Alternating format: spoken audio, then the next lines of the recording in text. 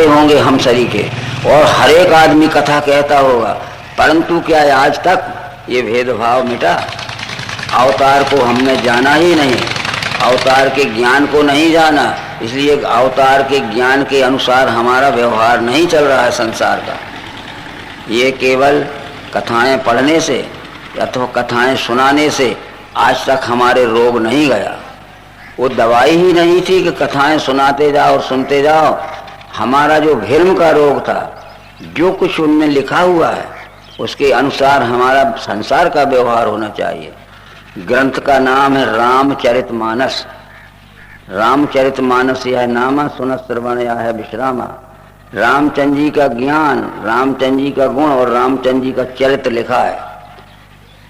तो उस ग्रंथ को पढ़ने पर हमारे अंतःकरण में निश्चय आना चाहिए कि राम का ज्ञान क्या है, राम का गुण क्या है और राम का चरित्र क्या है। ये संस्कार हमारे में नहीं आए तब तो एक बात है कि पुस्तक पढ़ना ही हमारा समय काटू हो जाएगा और हमारा भ्रम नहीं गया।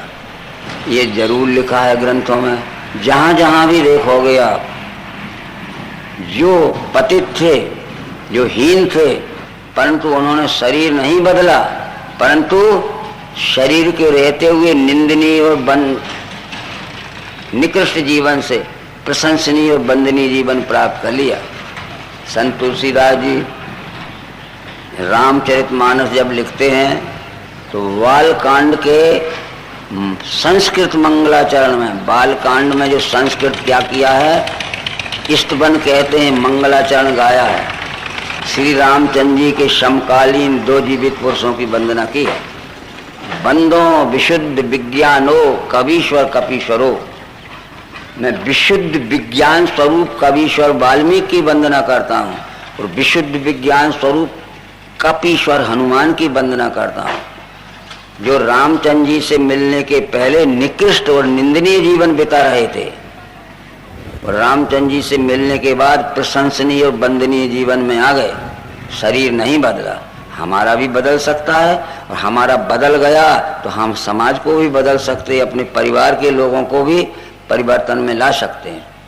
तो इनकी वंदना क्यों की गई? रामचरितमानस का इतिहास कहता है कि जब देवी सीता का अपहरण हो गया तो समुद्र पार करके हनुमान लंका में पहुंच गए और घर घर खोज डाला, मंदिर मंदिर प्रतिकर शोधा, देखे जहां तहां अगणित योधा।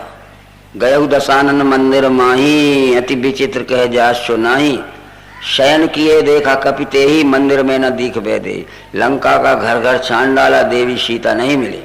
आधी रात के समय हनुमान रावण के राजमहल में घुस गया, जहां रावण सोता था, जहां हजारों हथियारबंद सैनिक चारों तरफ पहरा लगा रहे थे और रावण को अकेला सोया देखा। शयन किए देखा कपिते ही, मंदिर में न दिख बैदे।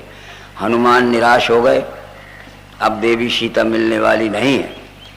रावण ने बहुत कष्ट दिए होंगे तो आत्महत्या कर ली होगी, सहन नहीं हुए, या रावण की बात ना मानी होगी तो रावण ने भी मार काट के फेंक दिया होगा। निराश होके बाहर निकले, रास्ता में विभीषण से भेंट हो गई। विभीषण से जब भेंट हो गई तो हनुमान जी ने अपनी जीवनी विभीषण को सुनाई थी, जो रामायण में लिखा है। काहू परम में कबन कुलीना, कपि चंचल सभी ही विधिहीना। प्रात ले जो नाम हमारा, तादिन ताही न मिले आहारा। अश्मय अधम सखा सुन मोहू पर रघुवीर, कीनी कृपा जान जन भरे बिलोचन। जैसा कि रामायण में लिखा है और आप पढ़ लेना। हे मित्र विभीषण, में ऊंचे कुल का जाति का नहीं हूं। कपि चंचल सभी विधिहीना, हम वन में रहने वाले वनचर थे, सब ही विधिहीना, सब प्रकार से नीच प्रवृत्ति के थे। प्रात ले जो नाम हमारा, तादिन ताही न मिले आहारा। अगर हमारा सवेरे कोई नाम ले देता था कि हनुमान को हमने इस परिसर में घूमते देखा है और हमारा नाम सुन के इतने डरते थे लोग कि घर में खाना पीना भी नहीं होता तो भूखे बैठे रहते थे। प्रात ले जो नाम हमारा, तादिन ताही न मिले आहारा, क्योंकि निकलेंगे तो मारेगा पटक पटक के, भय से लुके। अश्मय अधम सखा सुन मोहू पर रघुवीर, कीनी कृपा जान जन भरे बिलोचन। हे मित्र विभीषण में अधम था, पर राम ने जब मेरे ऊपर कृपा कर दी तो आज मैं प्रातः स्मरणीय हो गया, प्रातः बंदनीय हो गया। राम ने कृपा क्या थी, कौन सी कृपा की थी? हनुमान सुग्रीव के साथ ऋषिमुख पहाड़ की गुफा में बाली के डर से छुप के रहते थे। जब सुग्रीव ने देखा कि हमारे के पहाड़ के तरफ दो जवान और बलवान व्यक्ति आ रहे हैं, सुग्रीव ने हनुमान जी से कहा कि जाओ देखो, उनका भेद लो।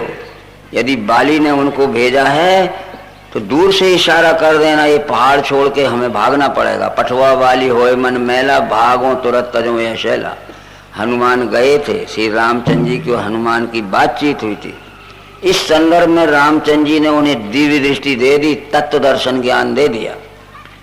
किष्किंधा कांड के 3 दोहे में लिखा है, सो अनन्य जाके यश मति न टरे हनुमंत, मैं सेवक सचराचर रूप स्वामी भगवंत। अनन्य भक्त उसे कहते हैं, यदि हमारे में से किसी भाई बहनों को अनन्य भक्त बनना है तो सो अनन्य जाके अश्मति न टरे हनुमंत। अनन्य भक्त उसे कहते हैं जिसकी मति यानी बुद्धि में यह ज्ञान पक्का अटल बैठ जाए कि मैं सेवक सचराचर रूप स्वामी होगा। मैं सेवक हूँ, जितना जड़ चेतन और चराचर सृष्टि के रूप में सारा जगत दिख रहा है, यही तो हमारा स्वामी भगवान है। ये राम ने हनुमान को ज्ञान दे दिया, एक ही बार में समझ में आ गया। हमें तो हजारों बार में समझ में नहीं आया। ये बस इतना निश्चय है कि राम ने ही कहा कि अनन्य भक्त उसे कहते हैं कि जिसकी बुद्धि में यह ज्ञान पक्का निश्चय हो जा कि मैं सेवक सचराचर रूप स्वामी भगवंत, मैं सेवक हूँ, जितना जड़ चेतन और चराचर सृष्टि के रूप में सारा जगत दिख रहा है, यही हमारा स्वामी भगवान है। ये जगत में भगवान देखा। कहिए हम कहते जगत झूठा है, जगत झूठा है, राम ही कह रहे, और रामायण पढ़ के हम देख लेंगे। इसी प्रकार से अवश्य ही वाल्मीकि को कहा कि बंदो विशुद्ध विज्ञानो कवीश्वर, कवीश्वर यानी वाल्मीकि और कपीश्वर यानी हनुमान। वाल्मीकि डाकू था, लुटेरा था, वाला नाम था, जात का कोली था, अछूत था, बड़ा हिंसक था, बड़ा क्रूर था, बड़ा दुष्ट था, वो जन्म जीव घातकी था, जन्म से ही बड़ा क्या था, हिंसक था। जिसको पकड़ा मारा पीटा छुड़ा लिया, मरो या हाथ पांव टूटा। समय हमारी जिंदगी में भी आता है, हम गफलत से छोड़ देते हैं। उनके प्रारब्ध बदलने का जब समय आया तो कुछ ज्ञानी ऋषि मुनियों को जाना था, रास्ता एक ही था और जाना जरूर था। उनसे कहा गया कि जिस रास्ते से तुम जा रहे हो उस रास्ते में कुछ दूर चल के एक बाला कोली नाम का डाकू रहता है, बड़ा दुष्ट है, बड़ा निर्दयी है, बड़ा हिंसक है, जिसको पाता है मारपीट देता है, मरो सामान छुड़ा लेता है।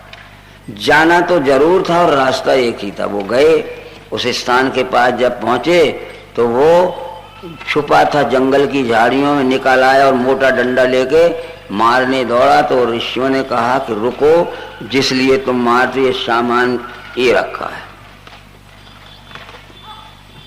एक काम करो, तुम बहुत अच्छे व्यक्ति दिखते हो, इस सामान को अपने घर में ले जाओ और अपनी पत्नी और बच्चों से पूछना, परिवार से, कि तुम्हारे लिए आज तक हमने सैकड़ों लोगों को बड़ी निर्दयता से, बड़ी क्रूरता से, बड़ी दुष्टता से मारा पीटा।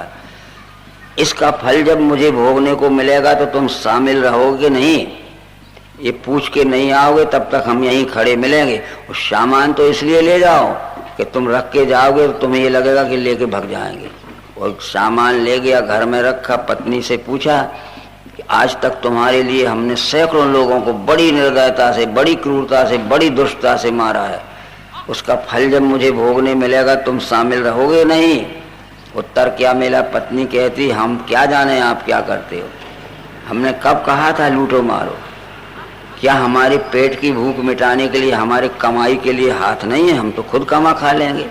बस इतनी बात लग गई, उसकी किस्मत बदलना थी, समझ गए? आ गया कहते कि मेरा उद्धार करो। वो तो कहते हैं कि हमने कब कहा था लूटो मारो?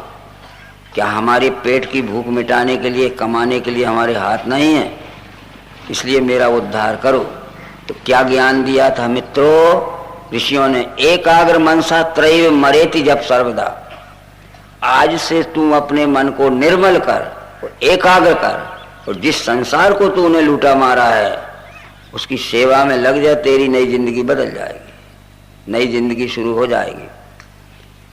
इस तरह से हमने रामायण में पढ़ा कि वो लिखा है, उल्टा नाम जपत जग जाना, वाल्मीकि भय ब्रह्म समाना, जानी आदि कभी नाम प्रतापू, भय सिद्ध कर उल्टा जापू।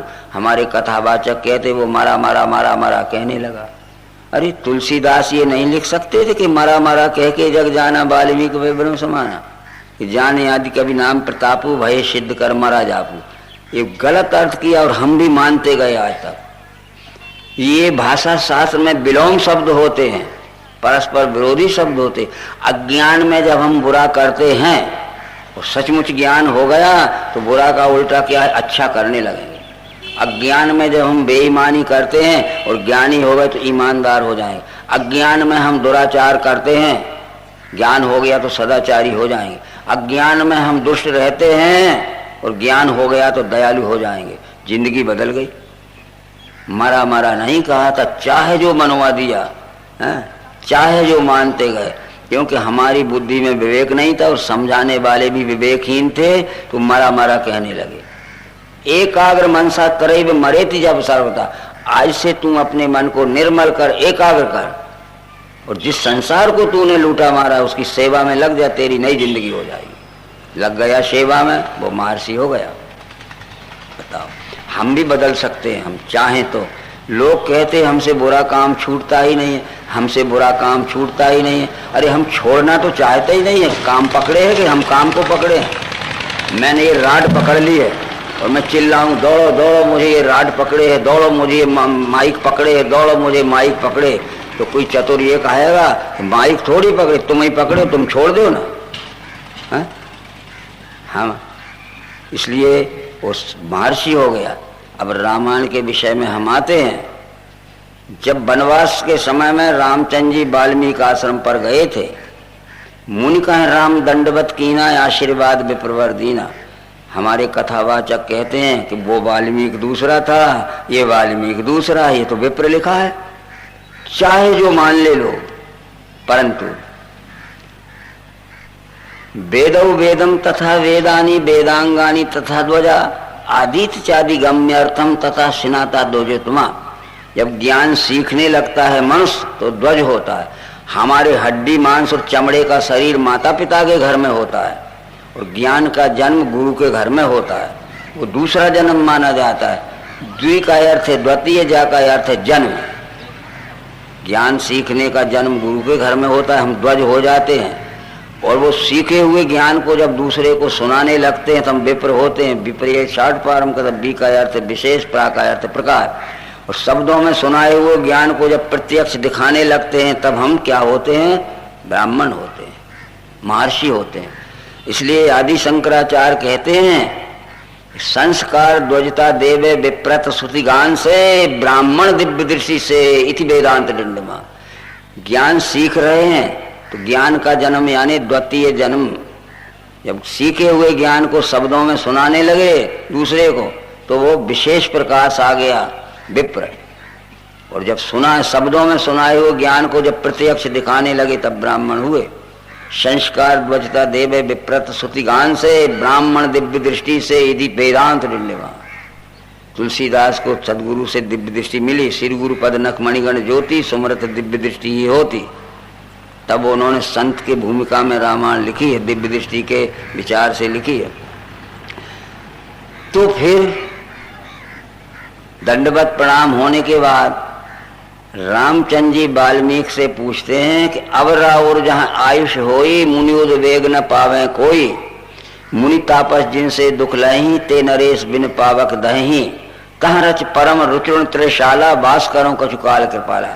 हे मुनिराज, जहाँ आपकी आज्ञा हो और मेरे रहने से जहाँ किसी को तकलीफ न हो, ऐसा स्थान मुझे बता दीजिए। कहाँ रच परम रुचुण तृणशाला, वास करूं कछुकाल कृपाला। मैं यहाँ झाड़ के पत्ते और घास का आश्रम बना के कुछ समय वहाँ रहना चाहता हूँ, पर ऐसी जगह बता दीजिए जहाँ मेरे रहने से किसी को कष्ट न हो। तो वाल्मीकि क्या कहता है कि पूछो मोह की रहूं कहाँ, मैं पूछत सक चाहूं और जहां न होता है देव कहे तुम्हें बताऊं ठाऊं। श्री राम तुम मेरे से पूछते हो कि रहने को जगह बता दो, पर मैं पूछत सक चाहूं संकोच पूर्वक मैं आपसे पूछता हूं पहले आप ही बता दो जहां आप ना हो, तो मैं कहूंगा वहां रहो। अरे पहले राम सब में दिखता होता तो डाकू काय को होता। ज्ञान मिलते ही राम सब में दिखने लगा तो वाल्मीकि कहने लगा कि पूछो मोह की राहूं कहाँ, मैं पूछत सक चाहूं, मैं भी संकोच पूर्वक आपसे पूछता हूँ जहां न हो तहां देव कहे तुम्हें बताऊं, पहले आप ही बता दीजिए इतने बड़े संसार में जहां आप ना हो तो मैं कहूंगा वहां रहो। मुझे तो सब जगह दिख रहा है, जय जय अविनाशी सब घटवासी। परंतु शायद आपने मेरे ज्ञान की परीक्षा लेना चाहिए है, तो परीक्षा के रूप में बता देता हूं जो वाल्मीकि ने राम को बताया। जिनके श्रवण समुद्र समाना, ये कथा तुम्हारी शुभग सर नाना, वरई निरंतर होए न पूरे, तिनके ये तुम कहें ग्रह रूरे। जिनके कान जो शब्द सुनते हैं आपके पंच तत्वात्मक विश्व रूप के आकाश तत्व के ही गुण शब्द अनुभव करते उनके हृदय में बसो। हम तो कहते हैं इसमें शब्द है स्थाई बजा के कान से सुनो, और इसमें भी शब्द है स्थाई बजा के कान से सुनो, वैसे ही विश्व में सारे स्थित है शब्द भाव भी। जिनके कान जो शब्द सुनते हैं आपके पंच तत्वात्मक विश्व विराट रूप के आकाश तत्व के ही गुण शब्द अनुभव करते उनके हृदय में बसो।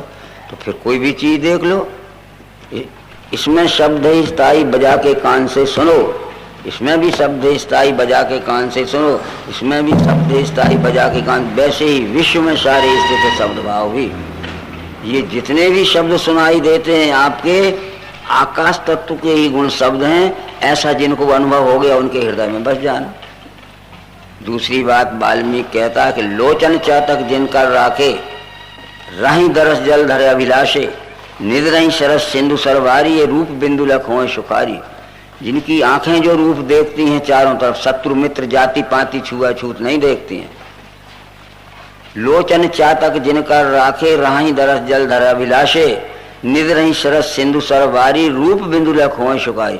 उनकी आंखें जो रूप देखती हैं आपके पंच तत्वात्मक विश्व रूप के अग्नि तत्व का ही गुण रूप अनुभव करते उनके हृदय में बसो। तो अपनी आंखों से देखो दिखता है पदार्थ से, दिखता है पदार्थ से दिखता है, वैसे ही विश्व में सारे जो रूप दिख रहे आप ही का रूप मुझे दिख रहा है, वैसे ही विश्व में सारे रूप का दिखना वाला। यश तुम्हार मानस विमल हंसन जी है जासु, उनकी जीव जो कुछ चखती है, जीव जो कुछ स्वाद लेती है आपके पंच तत्वात्मक विश्व रूप के जल तत्व का ही गुण रस अनुभव करती उनके हृदय में बसो। तो फिर देखो जीव से ये लगा देखो वस्तु में कुछ स्वाद है, तो जीव से ये लगा देखो वस्तु में कुछ स्वाद है, अपने हाथ को जीव से लगाए वस्तु में कुछ स्वाद। ऐसे ही विश्व में भी रस भाव भरा हुआ, उनकी जीव जो कुछ भी चखती है आपके पंचतत्वात्मक जल का गुण रस अनुभव करती है, इसलिए रस रूप से ही सब जगह, वैसे ही विश्व में भी रस भाव भरा हुआ। आप ही तो भरे हो। परंतु प्रसाद लक्ष सुरुष सुवासा सादर जासुल है निस्नासा, उनकी नाक जो कुछ भी सूंघती है आपके पंच तत्वात्मक विराट विश्व रूप के पृथ्वी तत्व का ही गुणगंध अनुभव करती है। नाक से सूंघ के देखो गंधेश में भरा, तो गंधेश में भरा, गंधे इसी रीति लखो सारे गंध में दृश्य में गंध भी भरा। परंतु करनित करहीं राम पद पूजा, राम भरोस हृदय नहीं दूजा। उनके हाथ जो कुछ भी छूते और जहां भी छूते हैं वो वायु तत्व का गुण स्पर्श अनुभव करते हैं उनके हृदय में बसो। इसे हाथ लगा देखो या इसे हाथ लगा देखो, इसे हाथ लगा देखो, आता है स्पर्श ध्यान में। ये स्पर्श भाव से ही सब जगह भरते, जहां हम छूते हैं आपका ही स्पर्श हो रहा है, जहां हम देखते हैं आपका ही रूप दिख रहा है, जहां आप जीव से देख आपका ही रस रूप से भरे हो। बस चिदानंदमय देह तुम्हारी विगत विकार जाने अधिकारी, विश्व विराट ही आपका चिदानंद स्वरूप है। पर जिनके हृदय से काम क्रोध लोभ मोह के विकार निकल गए हैं वे अधिकारी जानते हैं, बाकी अनाधिकारी नहीं जानते। चिदानंदमय देह तुम्हारी विगत विकार जाने अधिकारी, परंतु जान भी लिया तो महाराज कोई फायदा नहीं होगा। फायदा कब होगा? कर्म वचन मन रावर चेरा, करहु राम तिनके ही डेरा। अपने कर्म से, अपनी वाणी से और अपने मन से सच्चाई के साथ जो सबके साथ में प्रेममय व्यवहार करते हैं स्वार्थ के लिए, तो वहां हमेशा रहना तुम आप तो कहते हो कि वास करो कछु काल कृपाला, थोड़े समय वास करूंगा मैं, परंतु कर्म वचन मन रावर चेरा, करहु राम तिनके हे डेरा। उनके कर्म से, उनकी वाणी से, उनके मन से सब जगह परमात्मा ही परमात्मा दिखता है। तो वो राम भी कहते हैं कर्म वचन मन छाड़ छल, भजई मोय निष्काम, तिनके हृदय कमल में करो सदा विश्राम। अरे जिनके हृदय में ज्ञान हो गया तो उनके सब कर्म वचन मन से भेदभाव रहित व्यवहार होने लगते हैं। भाइयों, हमारी बुद्धि को हम विवेक के प्रकाश में लावें, और अब तक जो हमने गलत समझाया है लोगों ने रामायण अथवा गीता, थोड़े से हमारे बुद्धि का भी हम उपयोग करें। नहीं तो गीता समझाने वाले लाखों लोग घूम रहे हैं, और नवधा करने वाले और रामायण समझाने वाले भी लाखों लोग घूम रहे हैं, परंतु संसार की दशा क्या हो रही है? सुधरा संसार के और चौगुना बिगड़ा। क्या समझी रामायण, क्या गीता समझा? बराबर। इन सब बातों को देखोगे तो यही बात है कि वाल्मीकि ज्ञान मिलने के पहले संसार को लूट रहा था, तो ज्ञान मिलने के बाद संसार को राम रूप देखने लगा। हनुमान भी, हनुमान जी ने साफ कहा था कि असमय अधम सखा सुन मोहू पर रघुवीर। ये मित्र विभीषण में अधम था, नीच था, ऊंची जात का नहीं था। मेरा नाम सुन के लोग डरते थे और भूखे प्यासे घर में बैठे रहते थे, पर जब राम ने मेरे ऊपर कृपा कर दी तो मैं प्रातः स्मरणीय हूँ। राम ने कृपा क्या की थी? वो किशिंदा कांड के 3रे दोहे में लिखा है कि शो अनन्य जाके अश्मति न टरे हनुमंत, और मैं सेवक सचराचर रूप स्वामी भगवान। अनन्य भक्त उसे कहते हैं जिसकी मति यानी बुद्धि में यह ज्ञान पक्का बैठ जाता है। अवश्य ही फिर क्या देखता है वो कि मैं सेवक सचराचर रूप स्वामी, मैं सेवक हूँ, और ये चराचर सृष्टि के रूप में जितना आदि अंत मध्य है जगत दिख रहा है, यही हमारा स्वामी परमात्मा है। ये पढ़ लीजिए। तो इन बातों को हम समझते क्यों नहीं है? भगवत गीता के प्रबोधक श्री कृष्ण कहते हैं, भगवत गीता के 16वें अध्याय के 8वें श्लोक में, जितने आसुरी लोग हैं वो कहते हैं जगत झूठा है। असत्यम प्रतिष्ठम ते जगदाहुर्निश्वरम, अपरस्पर संभूतम किम मन्ये काम हेतुकम। जितने आसुरी लोग हैं, जितने अज्ञानी लोग हैं, वो कहते हैं जगत झूठा है। अब बतलाइए, कृष्ण ऐसा कह रहे हैं। आप भगवत गीता के 16वें अध्याय का 8वां श्लोक देखो, पर कृष्ण जी कह रहे हैं कि हम तो यही बताने आए हैं विश्वरूप दर्शन योग नाम के 11वें अध्याय में। हे कष्टम ये जगत कृष्णम पश्चात सचराचरम, ये मम देहे गुडाकेश यान्य दृष्टि। एक ही देह में मेरे स्थित है, पार देख तू चराचर जगत सारा और भी जो चाहे वही। एक ही विश्व में चराचर के से सारा जगत भरा हुआ है, और तुझे देखना है, चाहे नदी हो, चाहे पहाड़ हो, और चाहे सूरज हो, चाहे चांद हो, ये सब परमात्मा का ही स्वरूप। भागवत पुराण के 11वें स्कंद में लिखा है, राजा जनक ने एक तत्वदर्शी ऋषि से पूछा कि हम परमात्मा परमात्मा तो हमेशा कहते हैं, पर हम जानते नहीं है कि परमात्मा कहाँ है। हो सकता है कि हम भी रोज परमात्मा परमात्मा सब कहते हैं, पर कहा जाए कि वो परमात्मा है कहाँ? वो कहते सर्वव्यापी है, सर्वव्यापी है। सर्वव्यापी कह दिया तो कोई पूछेगा कि सर्वव्यापी है तो सबके अंतर्गत ये वस्तु इसमें कैसे है? जब सर्वव्यापी है तो सर्व के अंतर्गत ये वस्तु इसमें कैसे है? इस कैसे का उत्तर नहीं, जैसा सब में है वैसा इसमें है, और जैसा एक में सब में, ये सब में उसको दिखाना पड़ेगा। इसलिए निश्चित है कि ये ज्ञान जो है बगैर दिव्य दृष्टि के नहीं हो सकता। व्याप्त है सम सर्वत्र परमात्मा यह देख के, फिर आत्म प्रेम नहीं त्यागे वो पावे परम गति, कृष्ण जी कह रहे। परंतु किसी भी वस्तु को पहचान करने के लिए अंगों से पहचान होती है, अंगों के नाम होते हैं, अंगों के गुण होते हैं। भगवत गीता के ज्ञान विज्ञान योग नाम के 7वें अध्याय के 4थे श्लोक में कृष्ण जी कह रहे हैं कि पहले अपने शरीर को देखो और फिर सबको देखो। पहले खुद में देखो, सब में देखो। पृथ्वी जल अग्नि वायु आकाश मन और धी अहंकार, यही मेरे प्रकृति के 8 अंग हैं। देखो हमारा शरीर, पृथ्वी जल अग्नि वायु आकाश 5 तत्वों का बना है। इसमें क्रियाशीलता के लिए हमारे पास मन बुद्धि अहंकार है। हमारे पिंड शरीर ये 8 अंगों का बना हुआ है। तो क्या आपके शरीर 8 अंगों के नहीं है?